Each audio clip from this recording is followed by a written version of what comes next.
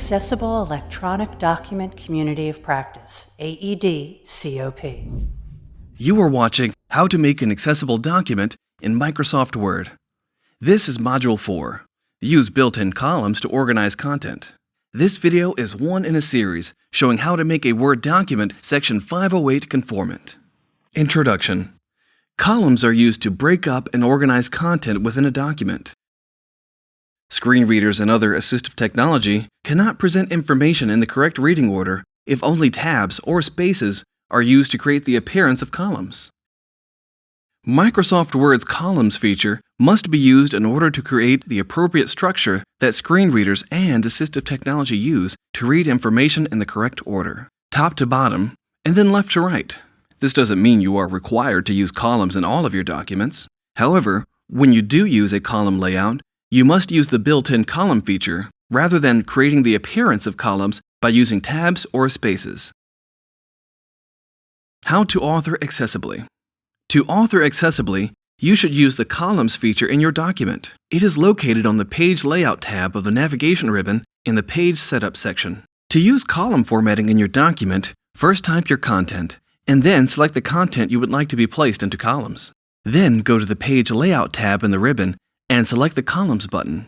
Choose the number of columns you would like from the drop-down list that appears. In this example, we will choose 2 columns.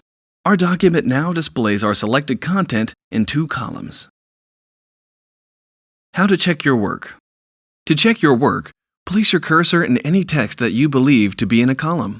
Then, open the Reveal Formatting pane by using the Shift F1 keyboard shortcut. Now verify Columns is listed under Section. You may need to expand Section by selecting the button next to it. Inaccessible example. Let's look at an inaccessible example. There are 2 quotes on the page. Each one appears to be in its own column. We'll select all of the text and then open the formatting pane by using the Shift F1 keystroke. The text characteristics are now displayed in the formatting pane. Expand the section category and then look for an item that says Columns. Unfortunately, there is no indication of columns in the formatting pane. We now know that spacing was used to create that gap down the middle of the page to give the appearance of 2 columns. Now, let's turn on the Show Paragraph Marks feature by going to the Home tab in the navigation ribbon and selecting the button with the paragraph icon. This feature shows us the hidden characters and formatting marks within the document. The arrow formatting marks located down the center of the page indicate that tabs were used to create the visual effect of columns on the page. Listen to how JAWS, a popular screen reader, reads this text. Every child is an artist. The problem is if anything can go wrong, it will. How to remain an artist once we grow up at the worst possible time. Pablo Picasso Murphy's Law. As you can hear, JAWS read all the lines of text from left to right instead of reading in a vertical column order. Accessible example. Now, let's look at an accessible example. We'll select the text and look under the section category in the Reveal Formatting pane. It says Columns. Number of columns, 2. So we know it is accessible. The content is correctly structured in columns in this example, so it will be read in the correct order by screen readers. Let's listen to how JAWS reads this example.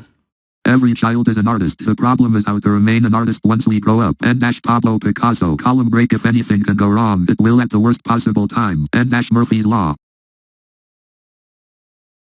Thank you for watching Module 4. You are encouraged to watch the other modules in this video series and can find additional information at section508.gov. This video is a product of the Accessible Electronic Document Community of Practice and the U.S. Department of Transportation.